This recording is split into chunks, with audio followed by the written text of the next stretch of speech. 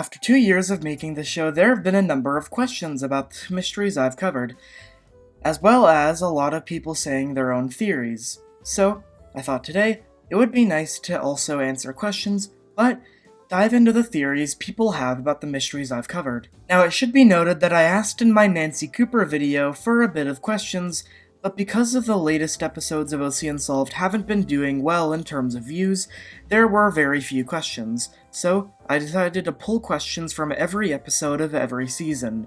So, let's see what happens. First theory someone has said is from the Marquette Bessemer video. The Bessemer number 2 has not been found because it's not where it's supposed to be. I assume he means that he thinks the ship went somewhere other than Lake Erie. I touched on this in the video, but I do not think that this is possible because I don't think the ship could have gone that off course that it would have been able to sail right past Detroit or through Niagara Falls without someone noticing. It's at the bottom of Lake Erie, still may be in Canadian waters, but it's definitely at the bottom of Lake Erie. It's just a matter of time.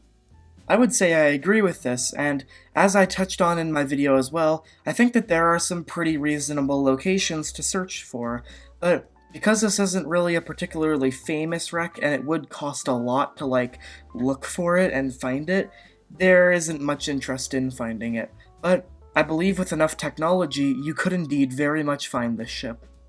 This next comment's pretty interesting. It's rumored a dive master from the Rondeau area knows where it is and won't say. That's because there's a possibility of a large sum of cash being on board, and as we've seen with the Fitzgerald, Canada will ban diving on it. Apparently he said it's in Canadian waters. Personally, I have a pretty good idea of where, but it's a few square miles. But if you track where the lifeboats and wreckage were seen, along with the current maps of the lake, with the same wind pattern of that night, it agrees with the Canadian customs officer who said he saw them head for Rondeau when they couldn't make it through the breakwall at Port Stanley. I don't believe the Connecticut dock workers who saw the ship's light. I believe they saw a ship, but since most car ferries were the same style, at night, in a storm, you'd never know which you saw, and there was a car ferry that would sail east across lake to Port Burwell, and they likely hung at the American coast as the storm died down. It was at that. It looks very similar to M&B number 2. We know it can't be far off Canadian waters due to the gas wells. It can't be in deep water on the American side, because that's a shipping lane. In that area, the lake isn't even 90 feet deep. The ship is too tall for today's Lakers to pass over. They'd hit it if it were there. It can't be closer to the American shore due to the all still active ports. Again, would be hit. I summarize that it's currently sitting about 75 of water, few miles off the shore of Ontario, somewhere between Port Stanley and Rondeau. It's never been found since, back in the days of the active Canadian ports, no Lakers had a deep enough draft to contact with it. My guess also is that it's sitting on its side, so it's almost 50 and change feet tall, but likely partly in the mud. Otherwise, unless dislodged, it's unlikely the smokestacks would have been easily visible, not much slightly above the surface. There is one guy who believes the ship is actually part of Rondeau Point, but I don't believe this is possible. The water has never been deep enough in that area for a ship to fully submerge. It's argued that Canadian waters is impossible as wreckage was found near Long Point, and the captain's body found around Niagara Falls, but it's actually more possible that it sunk in Canadian waters for that to happen. Following current maps, if they sunk near Long Point, the circular current caused by Canadian shoreline would have dragged the wreckage and bodies back towards Canada. Plus, the lifeboat was found a few miles off Pennsylvania. Again, sinking in Canadian waters with the circular currents on the Canadian side would have washed it all back to the lake. We wouldn't even mention that the shipping channel near Long Point is so narrow, and on either side of it, the water is shallow enough that you'd see the wreckage just below the surface. I'll agree someone's found it, but if that money is intact, it's worth way more than $30,000 to $50,000. Wow, that was a long comment. Now, I don't necessarily think that the ship has been found yet, but I will agree this person's done their research. And I bet that maybe someone does know the rough area of where it is. It's basically just a process of elimination at this point, because you gotta figure out where is it deep enough that the ship could actually sink, and where is it also inactive enough that not a lot of people go there. So, yeah, definitely an interesting thing to think about, and thanks for commenting this. This was pretty interesting. Moving on to the El Salam Boccaccio video, someone says that they sailed on this boat in 2001. That's definitely interesting to think about. I have had a few comments of people saying they sailed on ships that I've covered in my videos, which is pretty interesting. Someone also said, the fire was in the engine room. Now, I will actually say that I was going to use a book for research for this video, but I couldn't find it. You see, and I'll probably talk about this in full in a video in the future, but there is a book that I read a lot as a kid that talks about this specific shipwreck, and I find these kids' books on ships interesting because it's interesting to see how a lot of authors navigate the difficult topic of death, disaster, corruption, and stuff like that in a kid's format, but it's a very nostalgic book, and I have it right here now, and here's a thing that it says in the book. Engineering student Isra Ibrahim Abdul Rahman something told his story to the Washington Post. He said he smelled oily smoke but was reassured by a crew member that there was a small fire below and that they were taking care of it. At 1 a.m., he saw black smoke billowing out of the vehicle deck and the ship started to list.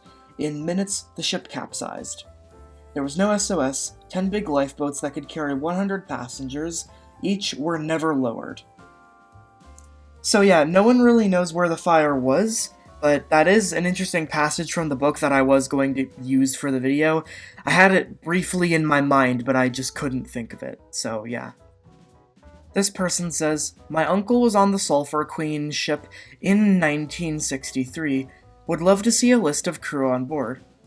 Yeah, it's really interesting to see all these comments from people who are related to the stuff that I talk about. I love seeing these. But anyways, I do not have a crew list. I tried to find one momentarily for this video, but I'm sure there is one out there somewhere. Another person said about the Marine Sulphur Queen, the wreck was found off Florida in 1992 in the Straits. I dove it twice. Sorry to say, no you did not. The wreck has not been found, and I've looked everywhere to see if somehow it has. No, the wreck has not been found. I think you are mistaking it for another wreck. Who knows, maybe you're mistaking it for the SS United States. On to MH370, someone says, I have found the MH370 fuselage fallen into a volcano in Sumatra, Indonesia. Nothing with lithium-ion battery, plane only after emptying fuel flying over Indian Ocean, about to cross Sumatra, got hit over a hill accidentally, did sprawling and plunged in motion, and fell into a volcano. I think this person is trolling, which, of course they would for an MH370 video, but still, it's a pretty funny comment. This next question says, signal of the mentioned arc, was it related or confirmed to be MH370? Just asking. Yes, it was. Basically, those little signals or whatever that are sent out by the plane every now and then, they have an identification signal that goes along with them, and that can confirm that it is indeed the right plane. It is MH370 that sent out those arcs. Personally, I'm a Theory 2 supporter. Yeah, so if you don't know, I have this joke in OC Unsolved where I say, quote, Theory 2 is that he was abducted by aliens.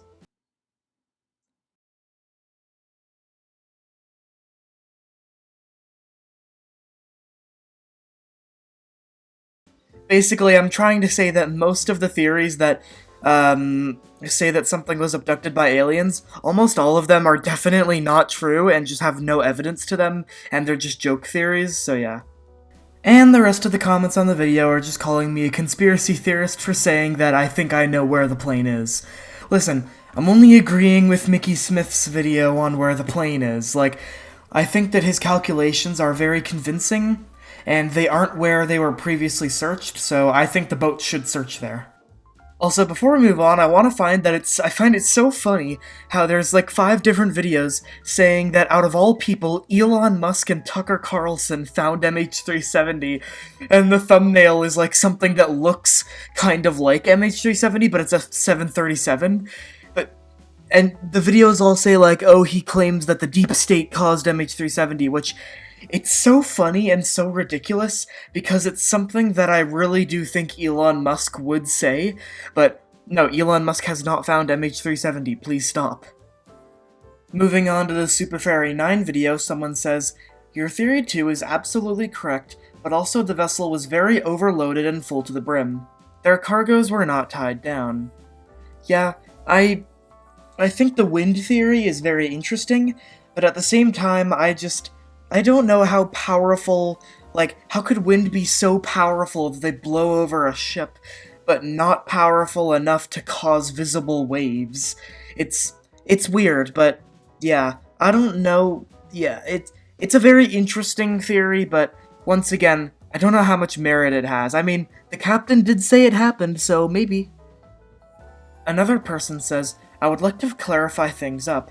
During the rescue operations SF-9, there were no Philly Coast Guard ships involved, as is said, but only Philly Navy boats. I know it well because I was there. Yeah, I asked this question for further clarification. I asked them, like, what ship were you on? What do you think happened? And, like, some other things about the ship. Like, I want to know if they were on there. But they said that for some reasons they cannot say. I don't know if Ferdinand Marcos Jr. is, like, silencing them or something, but yeah, it's definitely interesting to have someone from the disaster comment. This is my favorite ship, but how deep did it sink? Well, we know the rough area is 5 kilometers deep, and so we know that that's probably around the depth, but we don't know the exact depth because no one's found it. And also, yeah, this is definitely also one of my favorite Philippine ferries that there is. Another person says, how do they know it's 5 kilometers down if no one's ever found it? Because we know the exact area, well, yeah, we know the exact area where the ship sank, and it could have drifted around, but it's probably 5 kilometers down. We don't know the exact depth, we just know 5 kilometers. This other person says, hey, I have a question. Can you review about an Indonesian ferry? Edit, on the Sunda Strait. Well, I mean, if I ever go there, I definitely will make a review on it, but I have no plans to go to Indonesia right now. Next on to the SOS sign video, someone says, I have a theory, and I think it doesn't make any sense, but this is my theory. My theory is maybe someone or something take the axe, and that's why it's not on Kenji bone, or someone take Kenji body and replace with the body of someone, and that my theory. Edit, I have another theory why Kenji die. Theory 1, that Kenji died due to exhaustion. And yes, you could die from exhaustion. Theory 2 is someone or something follow Kenji while Kenji build an SOS sign, someone actually help Kenji after the SOS sign. And SOS sign, someone actually killed Kenji with the axe, and that my theory why Kenji die. Yeah, I do think this is interesting. I've seen a lot of people say that in the case of the SOS sign mystery that Kenji was traveling with someone, but I don't know so much about them killing him with the axe. Yeah, it's a very mysterious case, and it's an interesting theory, but I don't think it's what actually happened. Moving on to Season 2 in the Queen of the North video, from this narration, it appears the local First Nations people were more competent sailors than any of the BC Ferries employees. Yeah, the people of Hartley Bay were really cool in this disaster, and honestly, I'd love to go to Hartley Bay. I have kind of plans to head up to that area of BC, and I'd love to stop by at Hartley Bay, see if I can interview any of the people involved in the Queen of the North rescue, do some investigative journalism. Moving on to the next one, this is pretty interesting. The last refit was in Dias Dock, Richmond, and one of my coworkers was stuck in that stupid old elevator for over an hour. It got stuck quite often. It had one of those antique metal doors that closed in against itself. One that a child could have easily put their hand through the holes because it wasn't solid like today's modern elevators. There was a live-on crew aboard during the refit. I was advised by a crew member if I got trapped, I should jump up and down while hitting and holding the button. I can't remember which. I'm willing to bet the missing couple were trapped in that elevator. I worked in the ferries for years and run on band-aids. All of the money is spent on upstairs to make them look nice. In trades, we had a saying, pay me now or pay me later.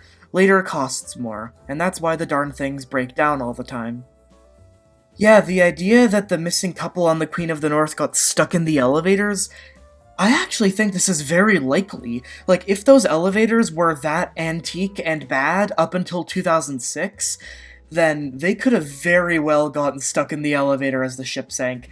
Would have been a terrifying death, but still, very likely in my opinion. This next comment is also from someone very related to the disaster. A lot of people think it was due to an affair between the captain and one of the employees.